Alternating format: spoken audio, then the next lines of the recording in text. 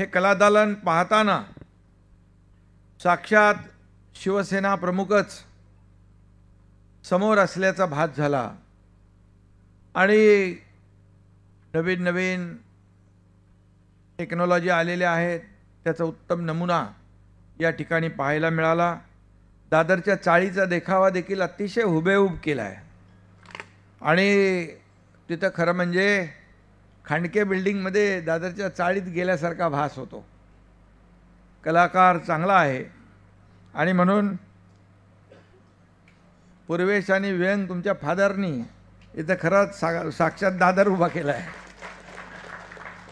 म्हणून विचारत होतो कुठं गेला तो। खरं म्हणजे तिथं बाळासाहेबांनी देखील प्रताप सरनाईक यांच्याबद्दल उल्लेख केलेला आहे। खरं म्हणजे प्रताप सरनाईक यांनी निवडणुकीत देखील या ठिकाणी चांगलं काम केलं, अनेक उल्लेखनीय कामगिरी करून दाखवली आहे।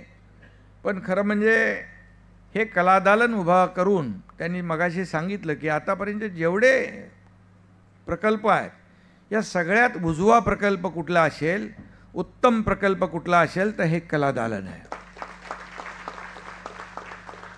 आणि कलादालन उभारून सरनाईकांनी मोठा प्रताप केला आहे असं बाळासाहेब पण बोलले मगाशी।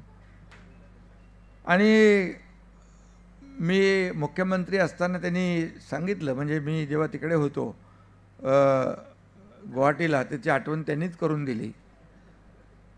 मला वाटतं सगळ्या आमदारांनी मध्ये प्रताप सरनाईक यांनीच माझ्याकडून जास्ती सह्या घेतल्या आणि आता तेव्हा कसं आहे मी सही करणारच ना, करायलाच पाहिजे। त्यामुळे पण मला त्याचा अभिमान आहे की आज त्या सहीचा उपयोग करून इथे बाळासाहेबांचं जिवंत स्मारक या ठिकाणी उभं केलं, त्याबद्दल त्यांचं मी अभिनंदन करतो। मी मुख्यमंत्री असताना इकडे आलो होतो डीप क्लीन ड्राईव्हसाठी, तेव्हा देखील इथं पाहणी करायला या कलादालनाची मी आलो होतो आणि तेव्हाच मला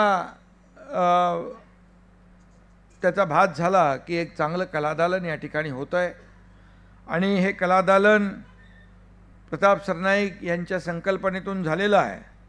आणि या शहरात मी जसं डीप क्लीन ड्राईव्ह केलं तसं प्रताप सरनाईक यांनी देखील या ठिकाणी डेव्हलपमेंटचा विकासाचा ड्राईव्ह मोठ्या प्रमाणावर घेतला असं म्हटलं तर वावगं ठरणार नाही।